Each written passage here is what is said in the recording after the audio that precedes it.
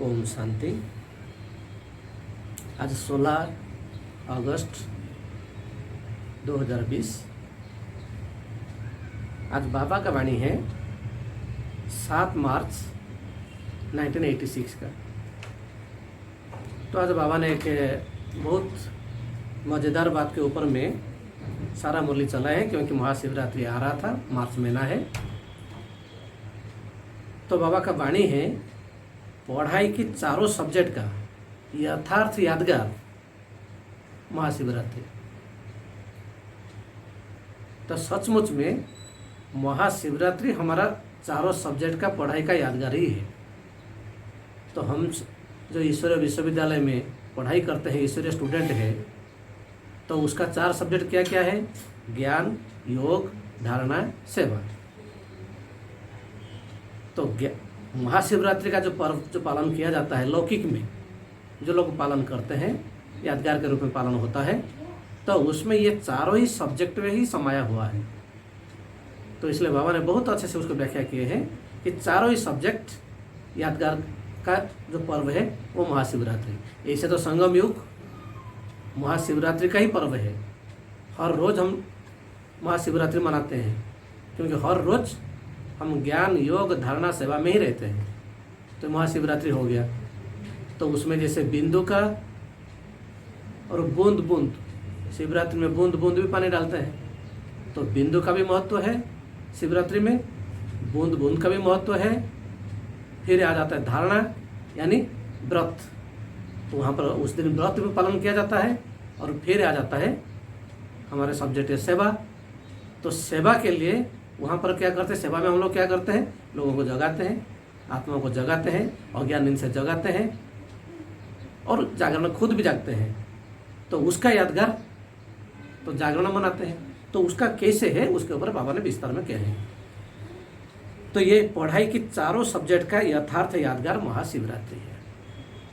तो आज ज्ञानदाता, भाग्य विधाता, सर्व शक्तियों के वरदाता, सर्व खजानों से भरपूर करने वाले भोलानाथ बाप अपने अति स्नेही, सदा सहयोगी, समीप बच्चों से मिलने के लिए आए हैं। तो इसमें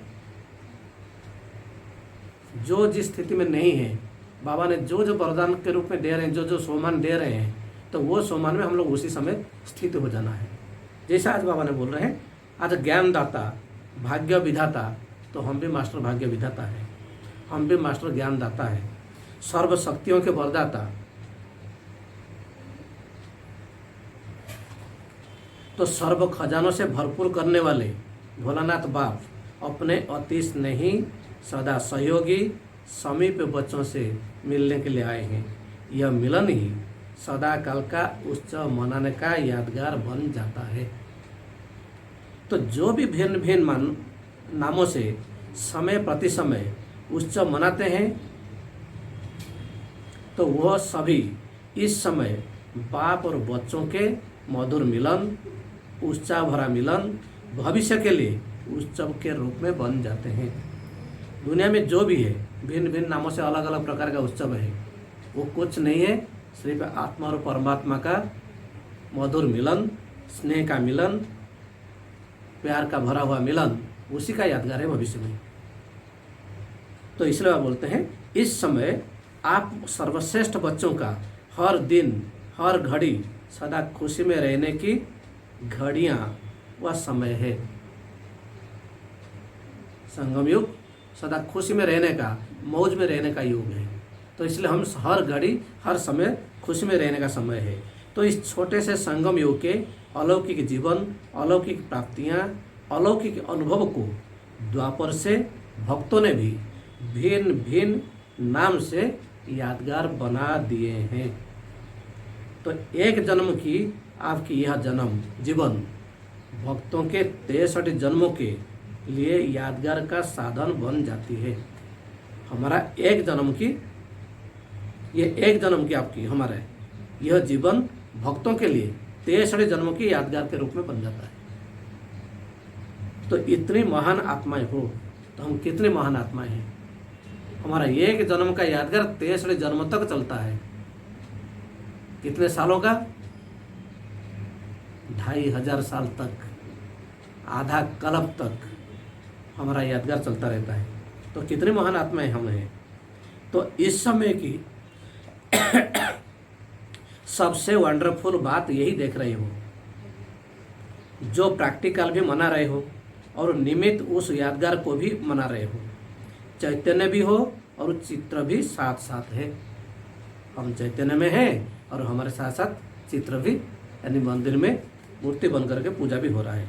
तो 5000 वर्ष पहले हर एक ने क्या क्या प्राप्त किया, क्या बने, कैसे बने, यह 5000 वर्ष का पूरा अपना यादगार चित्र और जन्मपत्री सभी स्पष्ट रूप में जान गए हो, सुन रहे हो और देख देख हर्षित भी हो रहे हो कि यह हमारा ही गायन पूजन, हमारे जीवन की कथाएं वर्णन कर रहे हैं। जो भी भजन है, जो भी कीर्तन है, वो सब किसका है? हम सभी का ही गायन पूजन है। तो ओरिजिनल आपका चित्र तो बना नहीं सकते हैं। जैसे बजरंगबली बना दिए, गणेश बना दिए, तो ओरिजिनल चित्र तो बना नहीं सकते हैं। तो जो बुद्धि में आया उसको बना देते हैं। इसीलिए भावना पूर्वक जो भी टच हुआ वो चित्र बना दिए हैं। तो प्रैक्टिकल शिव जयंती तो रोज मनाते ही हो। ये सिर्फ जो शिव जयंती आ रहा था, शिव जयंती, चलो वो तो एक दिन का लौकिक रूप में मनाया जाता है, जिसका यादगार के रूप में हम लोग भी शिवरात्रि का मनाते हैं। लेकिन बाबा बोले कि हम हर रोज शिवरात्रि मनाते हैं। कैसे? तो प्रैक्टिकल रूप में मना रहे हैं, क्योंकि संगम युग है ही अवतरण का युग, श्रेष्ठ कर्तव्य, श्रेष्ठ चरित्र करने का युग। तो लेकिन बेहद युग के बीच में यह यादगार दिन भी मना रहे हो। तो संगम युग तो हो गया बेहद का युग, तो बेहद वो एक दिन बेहद का युग का यादगार एक दिन शिवरात्रि मना रहे लोग 2500 साल से। तो हम लोग भी बेहद का युग में भी वो एक दिन का यादगार भी हम लोग भी मना रहे हैं। तो आप सबका मनाना है, मिलन मनाना, और उन्हों का मनाना है आह्वान करना। वो लोग तो आह्वान करते हैं, लेकिन हम लोग मनाते हैं, मिलन मनाते हैं। तो महान कौन हुआ? तो उन्हों का है पुकारना और आपका है पा लेना। तो कितने महान हैं। वो तो पुकार रहे हैं, हे भगवान हमें ये दे दो, वो दे दो, वो दे दो। जो भक्त लोग होते हो तो हे भगवान हमको थोड़ा दर्शन दे दो, एक सेकंड के लिए दर्शन दे दो, एक झलक दिखा दो। लेकिन हमें एक सेकंड क्या है, एक झलक क्या है, हम चाहे तो कंटिन्यूअस चलता है। जिन्होंने बाबा को पूरा प्यार से, लगन से, जिगर से याद कर रहे हैं, वो हर समय कर रहे हैं ना। बाबा जी से बोलते निरंतर योग। जिसे जानकी दादी बोलते थे, भाई बहने बोलते कि हमारा योग लगता नहीं है, लगाने के लिए कोशिश करते हैं। तो दादी बोलते थे कि मैं कब भूलता हूँ, मेरा योग कब टूटता है। तो कितनी महान बातें हैं। तो इसलिए वह बोल रहे हैं, तो उन्हों का है पुकारना और आपका है पालना। वो कहेंगे आओ आओ, और आप कहेंगे, हम लोग क्या कहते हैं, भगवान आ चुके हैं। खुदा खुद आने वाला, वो आने वाला नहीं है, वो आ गया है। जो आने वाला था वो आ चुका है। तो इसलिए आप कहेंगे आ गए और हम मिल गए। तो यादगार और प्रैक्टिकल में कितना रात दिन का अंतर है। वो लोग तो पुकार रहे कि हे भगवान आओ आओ। और शिवरात्रि में तो ऐसे बोलते हैं कि हाँ भाई, जागरण इसलिए भी करते हैं कि रात के बीच पूरा अंधेरे में शिव जी आएंगे। लेकिन वो लोग क्या करते हैं, पी पा के टूल होके रहते हैं, भांग पी के। तो इसलिए वो बोल रहे हैं, तो यादगार और प्रैक्टिकल में कितना रात दिन का अंतर है। वास्तव में यह दिन भोलानाथ बाप का दिन है। भोलानाथ अर्थात बिना हिसाब के अनगिनत देने वाला। वैसे जितना और उतने का हिसाब होता है, लेकिन जितना और उतने का हिसाब होता है, जो करेगा वो पाएगा, उतना ही पाएगा। ये तो भोलानाथ, लेकिन कर्म का फल भी साथ में है।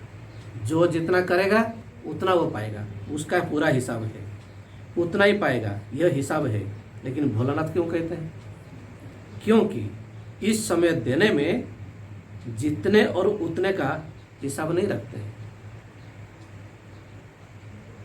हमने जितना दिया बाबा ने उतना ही देगा, वो हिसाब नहीं रखते हैं। इसलिए बाबा को भोलानाथ कहा जाता है। कैसे? एक का पदम गुना हिसाब है। अगर हम एक कुछ करते हैं तो बाबा उसका पदम गुना रिटर्न में देते हैं। तो भोलानाथ हो गया ना, अनगिनत हो गया ना। तो अनगिनत हो गया ना, तो कहाँ एक और कहाँ पदम? तो पदम भी लास्ट शब्द है, इसलिए पदम कहते हैं। अनगिनत देने वाले भोले भंडारी का दिन यादगार रूप में मनाते हैं। तो आपको तो इतना मिला है जो अब तो भरपूर हो ही, लेकिन 21 जन्म 21 पीढ़ी सदा भरपूर रहेंगे। तो इतने जन्म की गारंटी और कोई नहीं कर सकता। तो इतने जन्म का जो गारंटी है वो फिर और कोई नहीं कर सकता। तो इसलिए वो बोल रहे हैं, तो भोलानाथ हुआ ना, तो नॉलेजफुल होते भी भोला बनते हैं, इसलिए भोलानाथ कहा जाता है। वैसे तो हिसाब करने में एक एक संकल्प का भी हिसाब जान सकते हैं। अगर बाबा हिसाब करना चाहे तो एक एक संकल्प का भी हिसाब कर सकते हैं, लेकिन जानते हुए भी हमारा संकल्प क्या है, हम किस हिसाब से करते हैं, किस हिसाब से नहीं करते हैं, वो सब जानते हुए भी देने में भोलानाथ ही बनता है। क्योंकि अभी बाप का रूप में वो हमें दे रहे हैं। जजमेंट के रूप में नहीं है, जज के रूप में नहीं है, धर्मराज के रूप में नहीं है। इसीलिए बाबा को भोलानाथ कहा जाता है। तो आप सभी भोलानाथ बाप के भोलेनाथ बच्चे हो ना। तो एक तरफ भोलानाथ कहते हैं, दूसरे तरफ भरपूर भंडारी भी कहते हैं, भोले भंडारी भी कहते हैं। तो यादगार भी देखो कितना अच्छा मनाते हैं।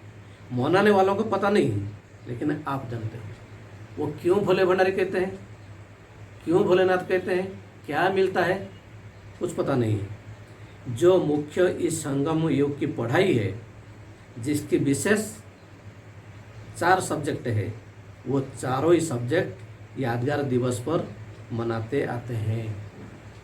शिवरात्रि मनाना माना चारों ही सब्जेक्ट का यादगार है। जो हमारा पढ़ाई का यादगार है महाशिवरात्रि। तो कैसे? तो बाबा वो बात आज फिर बोल रहे हैं। तो कैसे? पहले तो सुना था कि विशेष इस उत्सव के दिन बिंदु का और बूंद का महत्व भी है। बिंदु का और बूंद का बहुत महत्व होता है।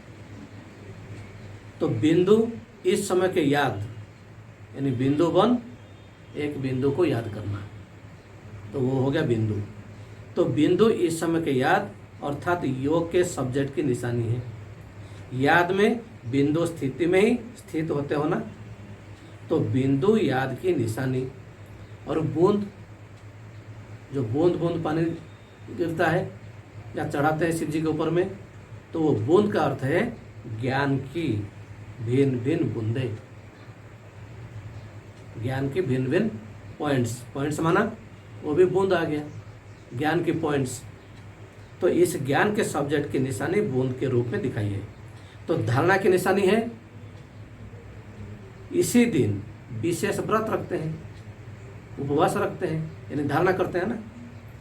तो व्रत धारणा करना, तो धारणा में भी आप दृढ़ संकल्प करते हो, तो व्रत रखते हो कि ऐसा सहनशील व अंतर्मुख अवश्य बन के ही दिखाएंगे।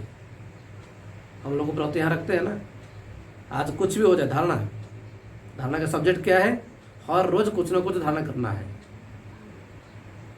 कोई ना कोई दिव्य गुणों का धारण करना है, कोई ना कोई दिव्य गुण को बुद्धि में रख करके आज इस सोमान में रहेंगे या आज इस दिव्य गुण में धार रहेंगे। मान लीजिए बाबा ने जैसे आज बोल रहे हैं कि कुछ भी हो जाए हम सहन करके ही रहेंगे, आज सहनशीलता का गुण धारण करेंगे, या आज हर्षित मुक्त का चेयरफुलनेस, तो हर्षित मुख सदा हर्षित मुख रहेंगे, हंसमुख। आज दिन भर में कुछ भी परिस्थिति आ जाए, लेकिन हम सदा खुश मिजाज में रहेंगे, सदा खुला खिला हुआ चेहरे में रहेंगे। अगर ये बुद्धि में रख के चलेंगे तो दृढ़ निश्चय करते हैं, तो ये हो गया धारणा। तो यह व्रत धारणा करते हो ना, कि यह व्रत धारणा की निशानी है कि हम सहनशील व अंतर्मुख अवश्य बन के दिखाएंगे। ये जब दृढ़ता हम करते हैं, उसका यादगार व्रत के रूप में वो लोग भी रखते हैं। फिर चौथा आ गया सब्जेक्ट सेवा। तो सेवा की निशानी है जागरण। क्यों? तो सेवा करते ही हो किसको जगाने के लिए? अज्ञान नींद से जगाना, जागरण करना, जागृति दिलाना, यही आपकी सेवा है। तो ये हम तो सेवा करते हैं, जगाते हैं कि भाई जगो, अज्ञान की नींद से जगो। तो वह जागरण सेवा की निशानी है। तो 4 ही सब्जेक्ट आ गई ना, लेकिन सिर्फ रूपरेखा उन्होंने स्थूल रूप में बदल दिया है।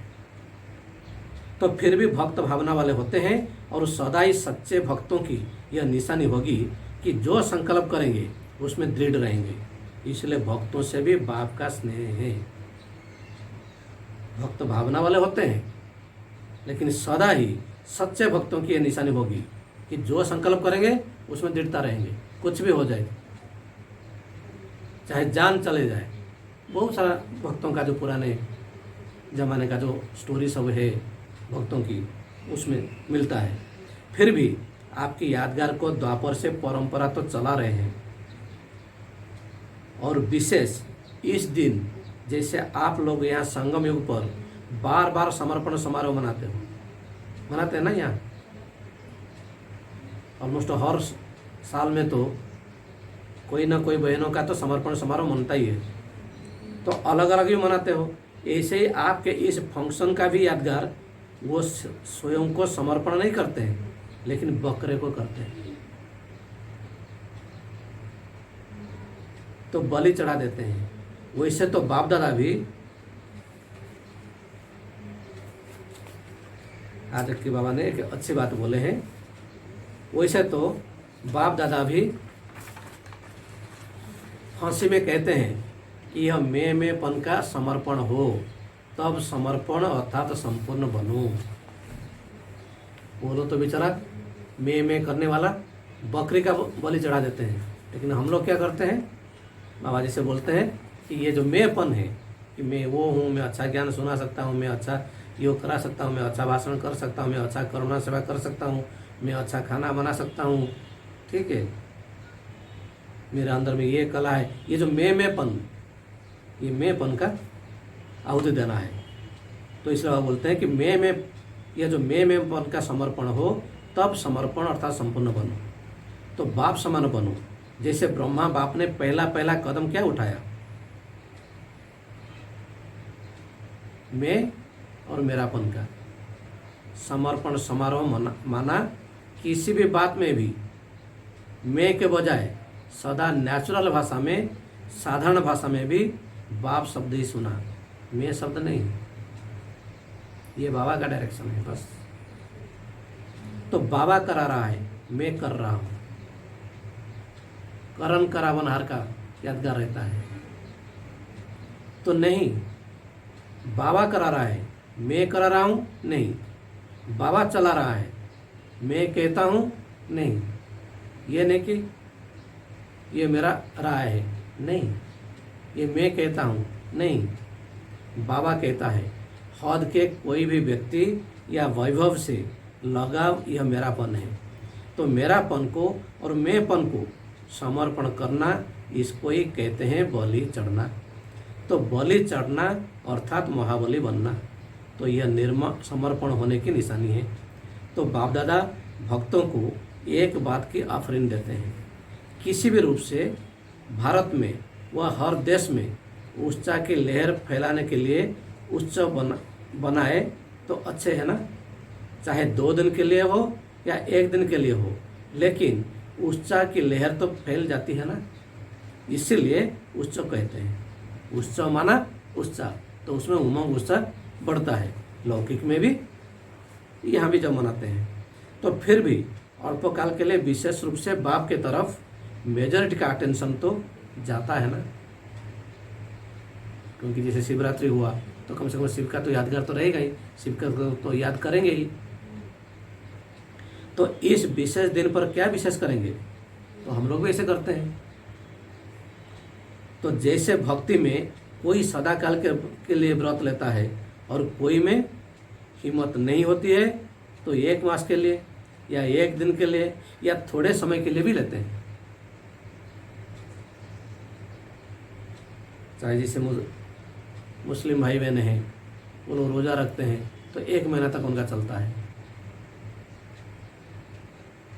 और जैसे कोई जो हिंदू में भी है, साधु महात्मा लोग हैं जो चातुर्मास यानी 4 मास उस टाइप का व्रत रखते हैं, कोई 1 महीना का रखते हैं, तो उस टाइप का चलता है। तो कहने के भाव है, तो इसलिए वह बोल रहे हैं फिर वो व्रत छोड़ देते, वो तो थोड़े समय के लिए रखे फिर छोड़ दिए। लेकिन आप तो ऐसे नहीं करते हो ना।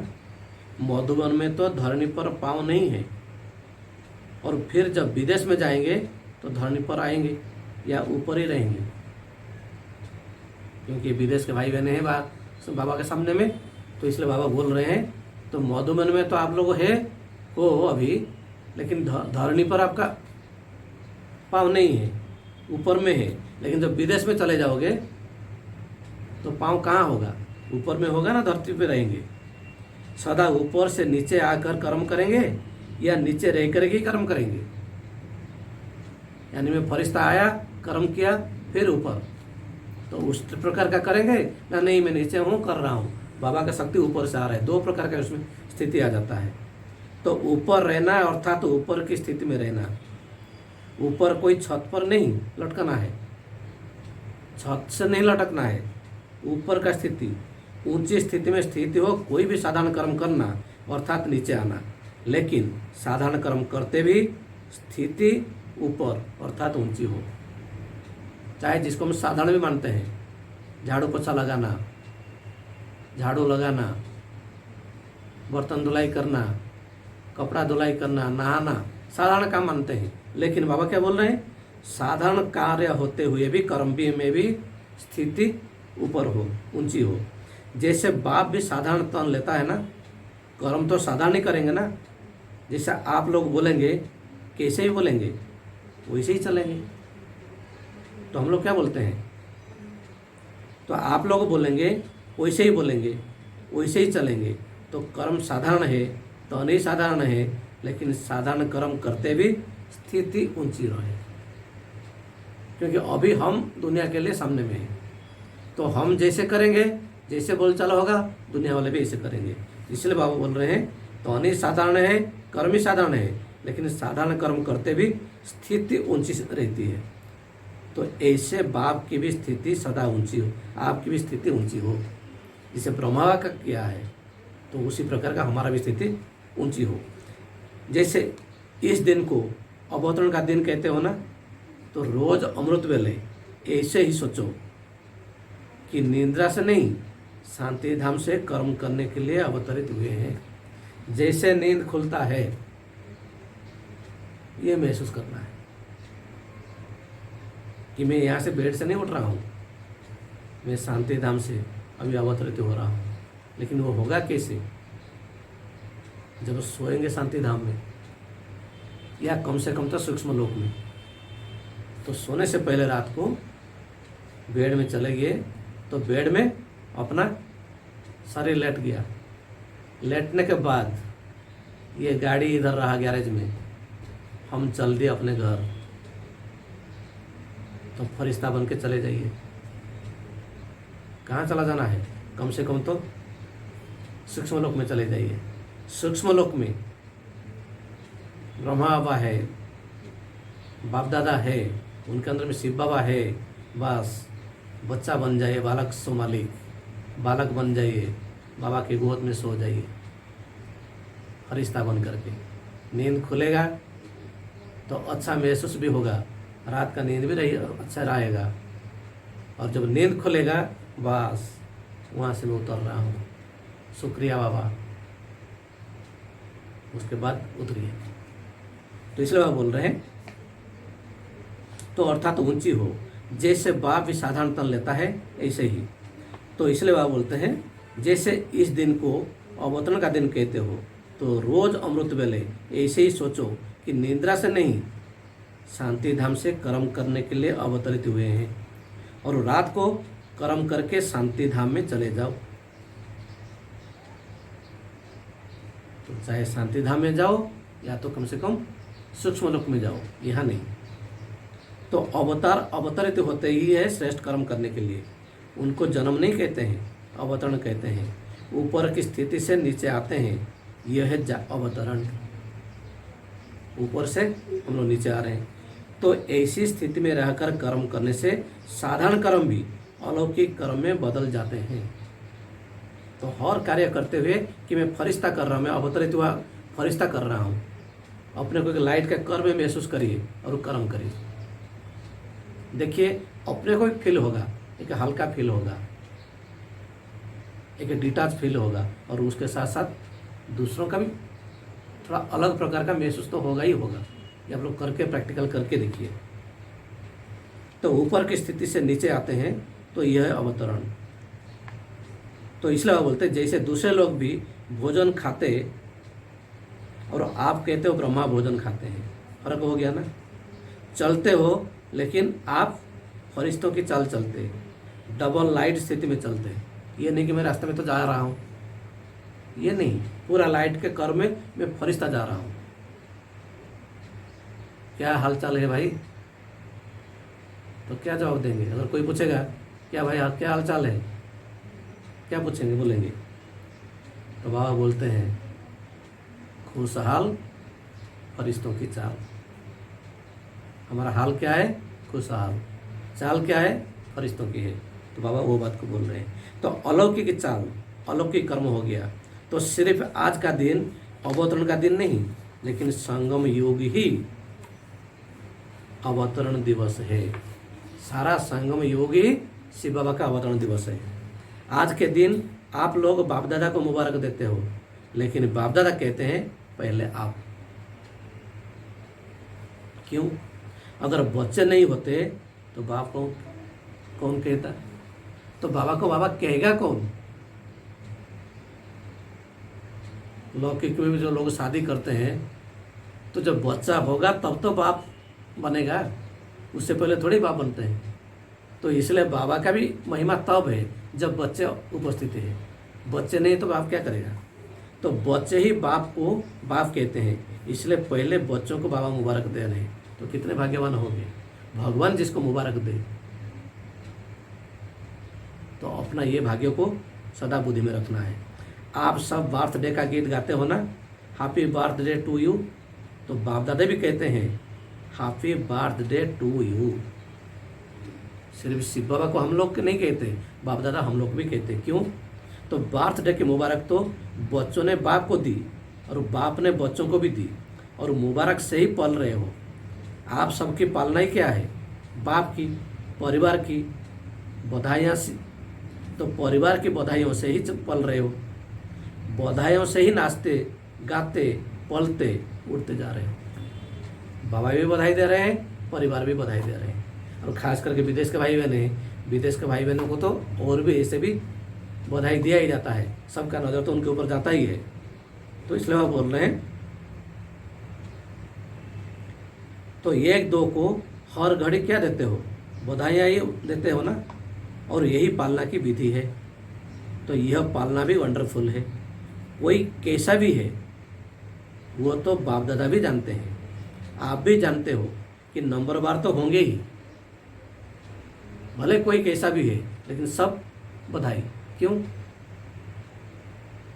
भले अभी कोई कैसा भी है, लेकिन वो तो बनेगा ना देवी देवता। चाहे त्रेता युग का भी लास्ट देवी देवता बनने वाला कोई भी हो, फिर भी वो तो देवता है। कम से कम तो द्वापर युग कलयुग का तो दूसरे जो भी आत्मा है उनसे भी तो श्रेष्ठ है।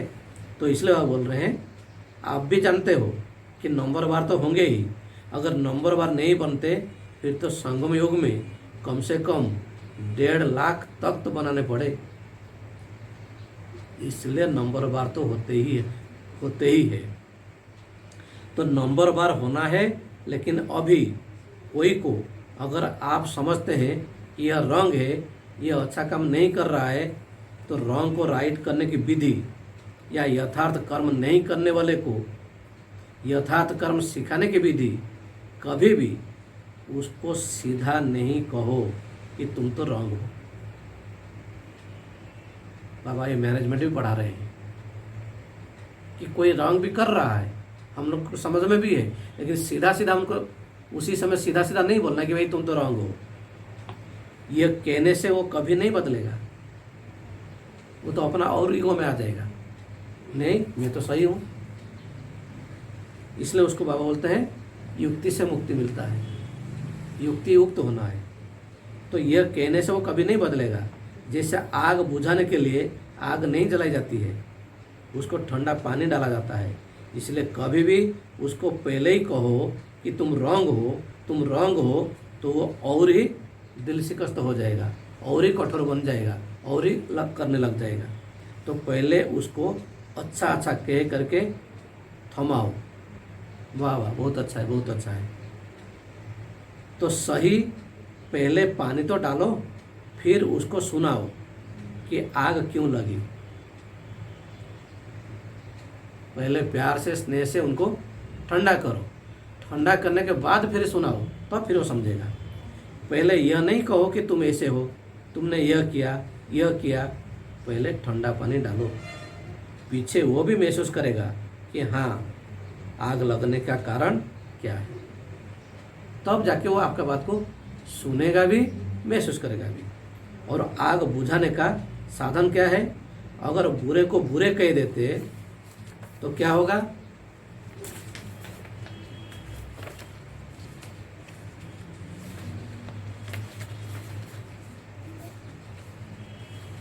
अगर बुरे को बुरे कह देते तो फिर आग में तेल डालते हैं, तुम तो रॉन्ग हो, तुम तो ऐसे करते हो। अगर ऐसा हम बोल देते हैं तो माना आग में जैसे और तेल डाल देते हैं। इसलिए बहुत अच्छा कह करके पीछे उसको कोई भी बात बता दो तो उसमें सुनने की, धारणा करने की हिम्मत आ जाती है। इसलिए सुना रहते, मान ले आप भी कर सकते हो, आप भी बहुत अच्छा है, हम भी इतने महान है, तो बाबा हर रोज बोलते हैं। तो इसलिए सुना रहे थे कि बहुत अच्छा, यही बधाइयाँ है। तो इसलिए हम सबको भी एक दो का आपस में बधाई देते हैं। तो जैसे बाप दादा भी कभी किसको डायरेक्ट रंग नहीं कहेंगे, मुरली में सुना देगा राइट क्या है रॉन्ग क्या है, वो इनडायरेक्ट हुआ।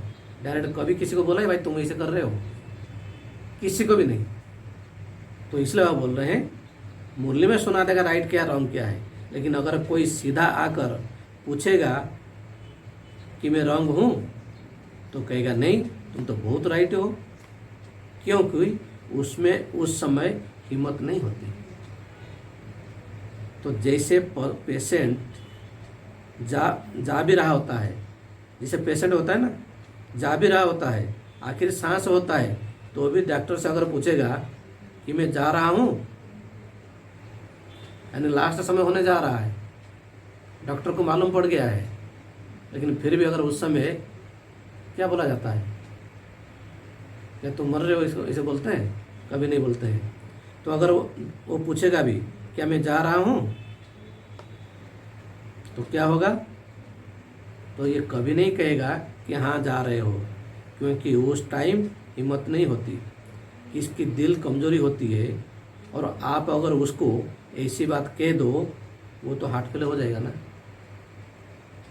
अर्थात पुरुषार्थ में भी परिवर्तन की शक्ति नहीं आएगी। तो संगम युग है ही बधाइयों से वृद्धि को पाने का युग। ये बधाइयाँ ही श्रेष्ठ पालना है। इसलिए आपके इस बधाइयों की पालना का यादगार जब भी कोई देवी देवता का दिन मनाते हैं तो उसको बड़ा दिन कह देते हैं। यह है बधाई का यादगार। कोई भी उत्सव मनाते हैं, कोई भी फेस्टिवल मनाया जाता है बड़ा दिन के रूप में। तो दीपमाला होगी, शिवरात्रि होगी तो कहेंगे आज बड़ा दिन है। तो जो भी उत्सव होंगे उसको बड़ा दिन कहेंगे, क्योंकि आपकी बड़ी दिल है, तो उन्होंने बड़ा दिन कह दिया है। तो एक दो को बधाइयाँ देना यही बड़ी दिल है, समझा? ऐसे नहीं कि रंग को रंग समझाएंगे, नहीं, लेकिन थोड़ा धैर्य रखो। इशारा तो देना पड़ेगा, लेकिन टाइम तो देखो ना, कब किसको क्या बोलना है वो देखना है, कब समझाने से उसको समझ में आएगा। अगर वो कहीं गलती कर रहा है, अगर उसी समय उसको टोक देंगे नहीं होगा। तो इसलिए टाइम तो देखो, वो मर रहा है और उसको कहो मर जाओ मर जाओ, तो टाइम देखो, उसकी हिम्मत को देखो। बहुत अच्छा कहने से हिम्मत आ जाता है, लेकिन दिल से कहो, ऐसे नहीं कि बाहर से कहो। दिल से कहो नहीं आप भी अच्छा है, आप भी कर सकते हैं, आप भी ऐसे ही है, तो फिर हिम्मत आएगा। लेकिन ऐसा अगर सिर्फ मुख से बोलेंगे नहीं होगा। तो ऐसे नहीं कि बाहर से कहो, तो वो समझे कि मेरे को ऐसे ही कह रहे हैं। ये भावना की बात है। दिल का भाव रहम का हो तो उसके दिल को रहम का भाव लगेगा। दिल से निकलेगा तो दिल को लगेगा। तो इसलिए वो बोल रहे हैं, इसलिए सदा बधाइयाँ देते रहो, बधाइयाँ लेते रहो। यह बधाई वरदान है। अच्छा है अच्छा है अच्छा है, आप अच्छा हो अच्छा हो अच्छा हो, आप भी अच्छे हैं अच्छे हैं अच्छे हैं, ये वरदान है। तो ऐसे जैसे आज के दिन को गायन करते हैं शिव के भंडारे भरपूर, तो आपका गायन है सिर्फ बाप का नहीं। जो शिव का भंडारा भरपूर, ये सिर्फ शिव बाबा का नहीं, ये हमारा भी गायन है। तो सदा भंडारा भरपूर हो, दाता के बच्चे दाता बन जाओ।